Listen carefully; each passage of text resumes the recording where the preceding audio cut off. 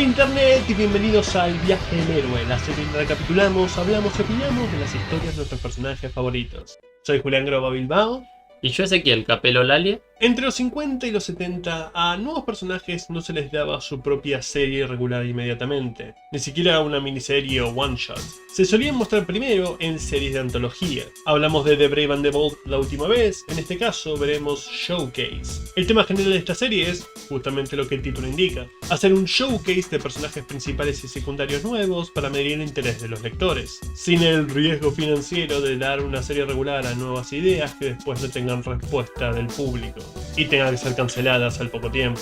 Esta es la serie que nos dio a Barry Allen, Hal Jordan y en el número 75 que veremos hoy, Halcón y Paloma. La idea fue principalmente del escritor Steve Skidds, inspirado en las divisiones políticas emergentes de los 60 entre los belicistas y los pacifistas. Warhawk es un término que existe desde 1792 y se utilizaba a menudo para ridiculizar a políticos que favorecían una postura belicista en tiempos de paz. Hay variantes del término como halcón de gallina, que se refiere a una persona que apoya la guerra pero evita activamente el servicio militar, y halcón liberal, una persona que se adhiere al liberalismo pasivo en la política interna, mientras que simultáneamente tiene una postura exterior militarista e intervencionista. Por otro lado, el símbolo de la paloma como significativo de paz es muy conocido, casi universal. Y en los 60 el término War Dove era usado como lo opuesto del halcón, alguien que prefería descalación, resolución de conflictos a través de tratados, negociaciones y compromisos, en lugar de los caminos bélicos. El problema vino con quien lo emparejaron para hacer el arte: Steve Ditko. En el próximo número hablaremos de la influyente carrera y sus creaciones, pero lo más importante para este cómic es que Ditko es un objetivista, un seguidor de las filosofías y escrituras de Ayn Rand.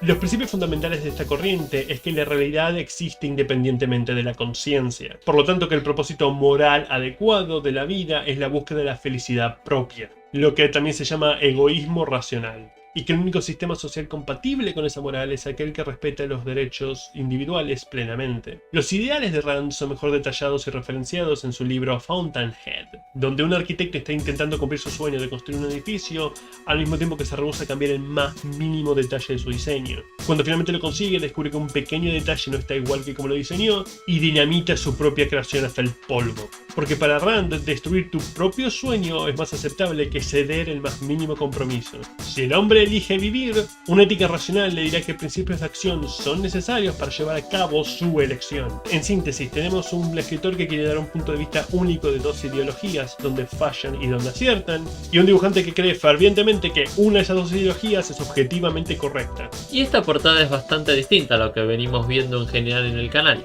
Ditko nos presenta a nuestros dos personajes en los lugares completamente opuestos de la página y en poses opuestas. A nuestra izquierda tenemos a Hawk con el puño apretado y una mueca de ira, y a nuestra derecha a Dove, claramente intimidado y con su mano apuntando hacia abajo. En el centro hay tres viñetas divididas por textos. Estas nos dan a entender una rivalidad entre ambos personajes en la cual el halcón parece ser el depredador y la paloma la presa, para luego mostrarnos a Hank y a Don, las dos identidades secretas que además son hermanos. Y de fondo todo negro a excepción de algunas azoteas de edificios para enmarcar la parte inferior. Escrito por Steve Skidds y arte integral de Steve Ditko, el cómic empieza en Elmond, un pequeño suburbio rural de Washington DC, donde dos encuentros políticos están colisionando a las afueras de una universidad.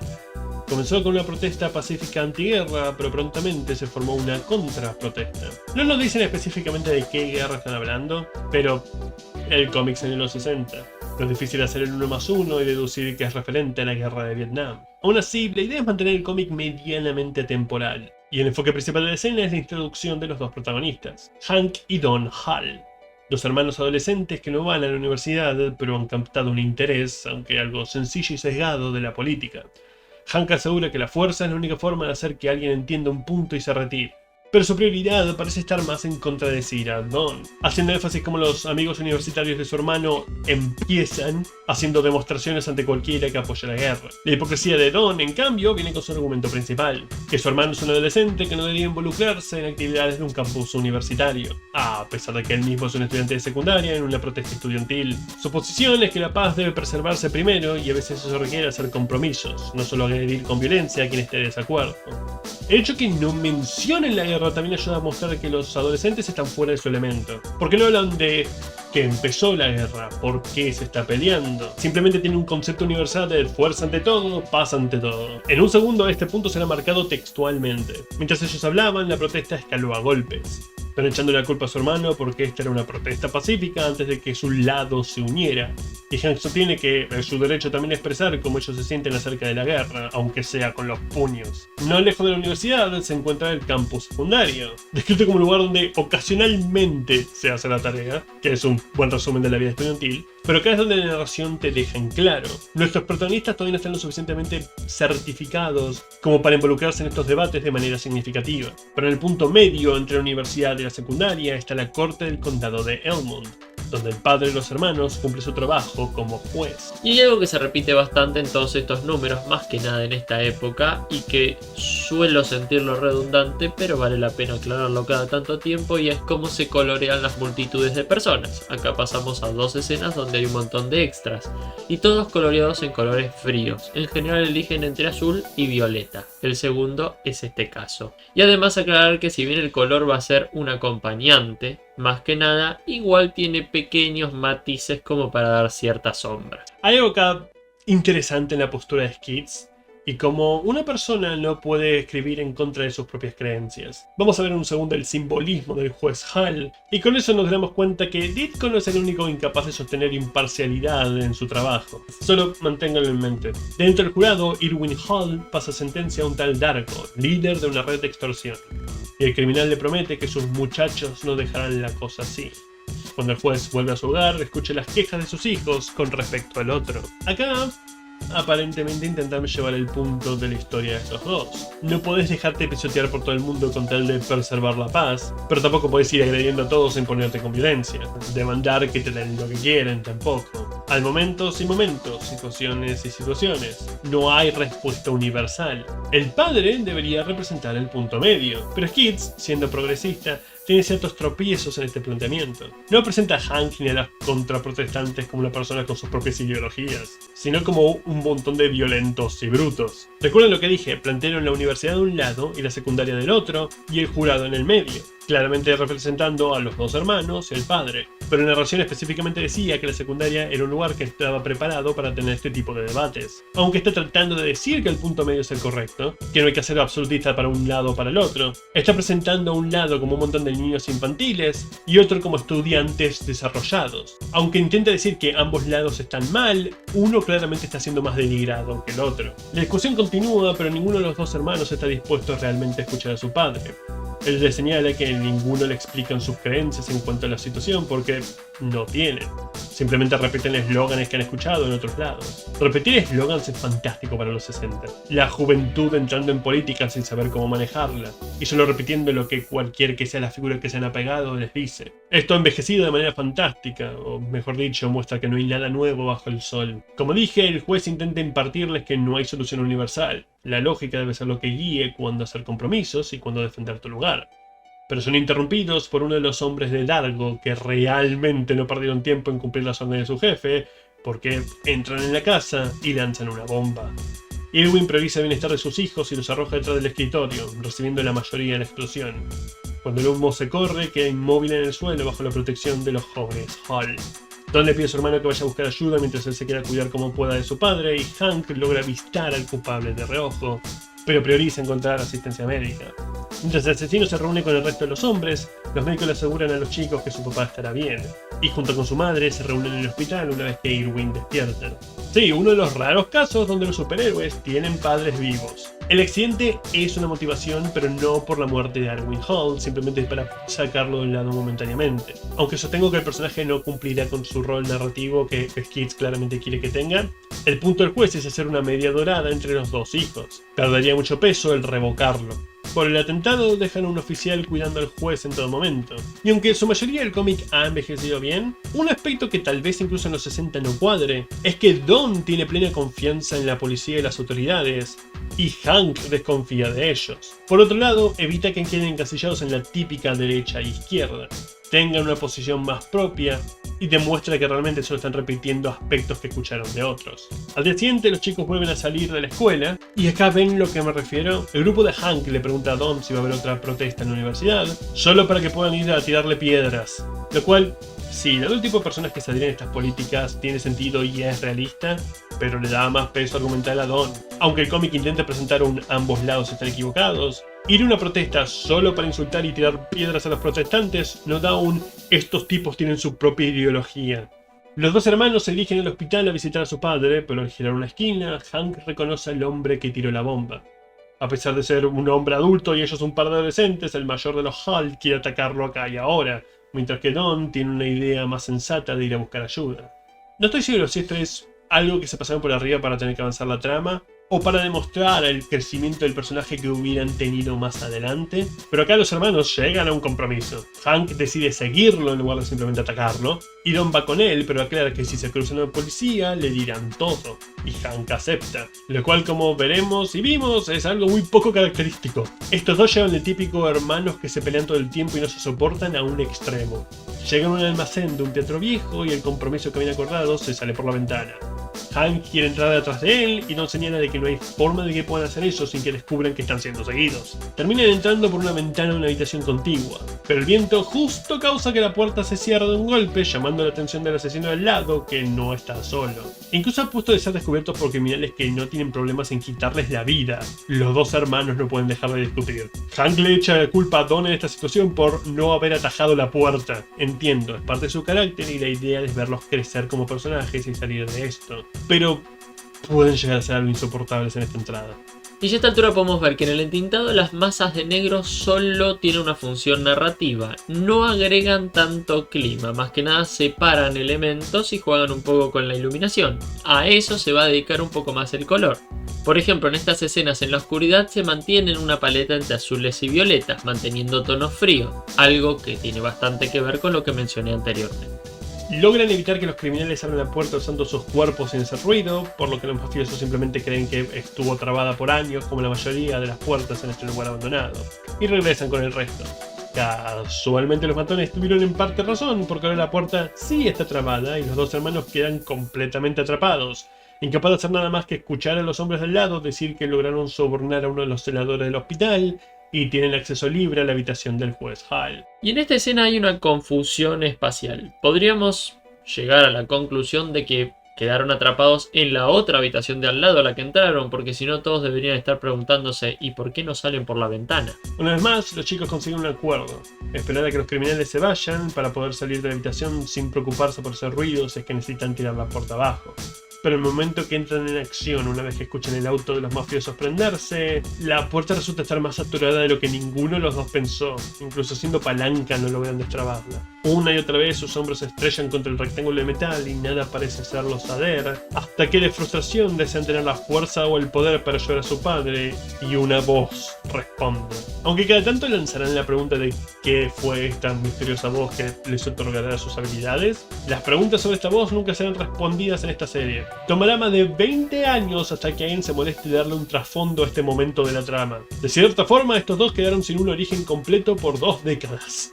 Y un juego con el color con la aparición de esta voz que vale la pena remarcar. Y es que pasamos a tener una paleta reducida a básicamente 3 colores. Amarillo, solo en el texto, naranja y verde. Siendo estos dos colores que se complementan muy bien y van a mantener esta lógica rompiéndose más que nada cuando se transforman. La voz dice que fueron elegidos, su deseo se les ha cumplido y pregunta qué poderes desean. Hank pide el poder de salir del lugar, de detener a los criminales y aplastar a los de su clase para que nunca vuelvan a hacer algo como esto. Mientras que Don solo quiere salvar a su papá, no le interesa aplastar a nadie. Al mayor de los Hall le parece que está desperdiciando una oportunidad dorada al no pedirle por nada. Pero el hermano se mantiene firme en sus ideales. El problema es que la voz los ignora y les da a ambos los poderes que Hank pedía, transformándolos en halcón y paloma.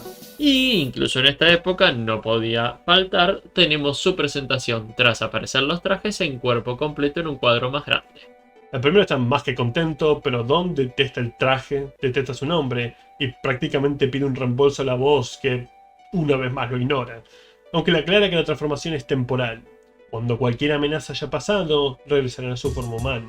Y cada vez que quieran combatir alguna injusticia, solo tienen que mencionar sus respectivos aliases para que sus trajes aparezcan y su forma física sea mejorada.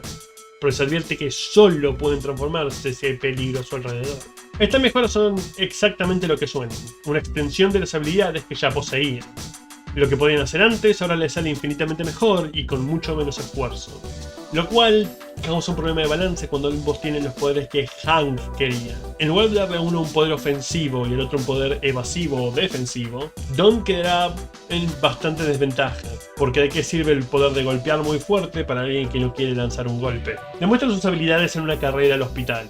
Primero rompen la puerta de metal que ni podían hacer temblar unos instantes atrás. En un cuadro que sirve como segunda presentación porque ocupa más de 3/4 de la página, pasan por encima de la calle entera de un solo salto y cruzan un río sin esfuerzo. Acá Skids intenta igualar un poco el campo de juego, mostrando que sus habilidades no son iguales. Como Don era mejor nadador que Hank, Dove es más rápido en el agua que Hawk. Lo mismo ocurre cuando escalan por el lado de un edificio. Las habilidades acrobáticas de Don son mejores que las de su hermano. Esto es un intento de balancear un poco las cosas. Que Don sea más atlético y deportivo mientras que Hawk sea mejor peleador. Pero veremos cómo el dibujo no refleja eso en el momento que la trama realmente lo necesita. En el hospital los criminales logran infiltrarse sin problemas. Matan al guardia fuera de la puerta, pero antes de que puedan cruzar su umbral, los dos héroes disfrazados entran en acción. Hawk se enfrenta a 3 hombres al mismo tiempo y Don se dedica a esquivar los golpes enemigos, rehusándose a actuar con violencia. Él intenta razonar con ellos, diciéndole que la policía los atrapará al final, así que sería mejor no agravar su sentencia, pero recibe 2 golpes por la espalda y lo arrojan del edificio.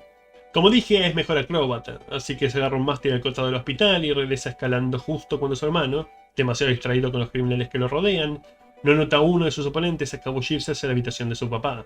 Para alcanzarlo, Dove va de los golpes del hombre en su camino y le arrebata el arma a la mano al asesino frente a su padre, antes de retenerlo con una llave. ¿Recuerdan lo que dije que las creencias de Ditko causarían problemas entre el guión y el dibujo? Esos problemas comienzan acá, aunque sus acciones se volverán mucho más represivas en el futuro. Porque Dove hace todo con mucho esfuerzo en comparación con Hawk.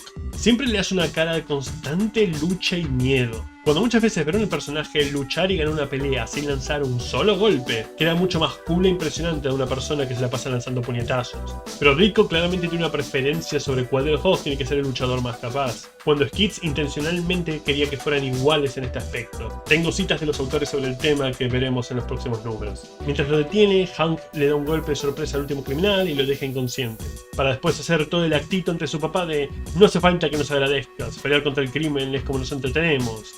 Le da sus nombres sin dejarle meter una sola palabra en la conversación, y Don lo apresura porque como el peligro pasó, los jóvenes empiezan a destransformarse. Vuelven apurados a la habitación en su forma civil, ansioso por ver a su padre lanzándoles cumplidos por sus hazañas, y Don incluso pica la propuesta de que podrían decirles de sus identidades secretas. Pero cuando llegan, ya miembros de la prensa en tomando las declaraciones del juez. Y aunque Irwin aprecia lo que hicieron por él a nivel personal, como juez no puede condenar sus acciones, y sostiene que no hay lugar en la sociedad moderna para tácticas vigilantes. Sin importar lo honorable que sean sus intenciones, le pide a Halcón y Paloma que se entreguen a las autoridades.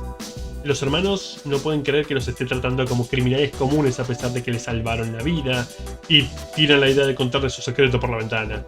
No que le importe mucho a Don, porque a pesar de lo sucedido, sigue sin estar convencido de que era una carrera como superhéroe, y todavía detesta a su nombre de atuendo. En cambio, Hank sigue emocionado, aunque frustrado de que su padre no se cuenta del bien que 2 individuos como ellos pueden hacer en la sociedad. La historia termina como empezó, con los dos discutiendo. Don dice que no vale la pena ser un peleador contra el crimen si te termina marcando como una paria social, y Hank lo llama cobarde, que incluso con sus nuevos poderes no puede darse cuenta que no salvaron a su padre huyendo de la situación. Con un cuadro de texto comentando que la historia de estos dos jóvenes separados por emociones que todavía no pueden entender continuará en su propia serie, mostrándonos, además de texto, este último cuadro también una imagen repetida 4 veces, la de ellos enfrentados. Más que enfrentados, de espaldas y mirándose con recelo. termina el número. Bien, a nivel visual, además de las cosas que fui remarcando, el dibujo es muy a la vieja escuela. Entendemos por qué Ditko es un buen dibujante, pero podríamos decir que a esta altura lo que más lo representa en estilo es la forma en que dibuja las manos. Además usa muchísimas líneas para enfatizar los movimientos de los personajes. Si bien la diagramación y el entintado son súper clásicos, hay algunos cuadros torcidos, más que nada cuando aparece esta voz, cuando Dove se salva de caer del edificio y unos cuadros del final. Como dije, el color le da bastante clima, pero mayormente acompaña el dibujo. Y es un cómic muy hijo de su época. Hay muchísimo diálogo. Como introducción de los personajes está bien. Nos muestra sus personalidades, parte de su cast secundario, cómo consiguen sus habilidades y el conflicto entre ambos es prometedor. Pero las huellas de la falta de comprometimiento con su propia premisa por parte de los autores también ya están presentes. Serán más obvias en los primeros números de la serie. Lo cual sí es algo raro para Showcase, el introducir a un personaje o personajes en este caso que ya tengan una serie inmediatamente lista para salir. Supongo que tenían confianza de que una de las personas que co-creó a Spider-Man trabajaba en ella, pero resultará que es una apuesta que no le salió a favor a la editorial. Y la página destacada de este número es la 13 por ser bastante diferente a las demás. Solo nuestros dos héroes y un montón de ondas locas de fondo. La primera tira nos presenta a ambos personajes de espalda. Comparten mismo espacio pero diferentes cuadros. Luego un segundo cuadro con sus cabezas y un enorme texto en el medio, lo cual dialoga un poco con la tapa. Y al final ambos saltando a la acción. Hank es un poco más protagónico, más que nada porque lo dibuja más grande y además con ese color rojo hace muchísimo más contraste. Con la primera aparición de estos dos héroes cubierta, vayamos al primer número en sí, Hawk and Dove número 1. Con la historia titulada La paloma es un ave muy gentil, donde daremos nuestro siguiente paso en el viaje del héroe. Hasta entonces. ¿Llegaste al final del video? ¿Eso quiere decir que probablemente te haya gustado o realmente lo odiaste? Cual sea tu razón, considera darle me gusta y suscribirte. Esos dos simples clics nos ayudan más de lo que puedan imaginar. Además, en la descripción encontrarán nuestras redes, donde pueden chequear nuestro propio fancomic sin fines de lucro. Así pueden juzgar si podemos hacer el camino en lugar de solo hablar de él, o hacernos pagar por hablar mal de tu cómic favorito criticando el nuestro. Dicha la obligatoria propaganda, a su izquierda hay una lista de reproducción de más capítulos de este personaje o equipo, y a su derecha de uno diferente. Pero lo más importante de todo, si les gustó lo que vieron, apoyen su tienda de cómics local. Apoyen el noveno arte que nos dio tantos maravillosos personajes. De las grandes compañías, independientes o nacionales, no se desperdicia el dinero cuando se trata de una buena historieta. Hasta la próxima.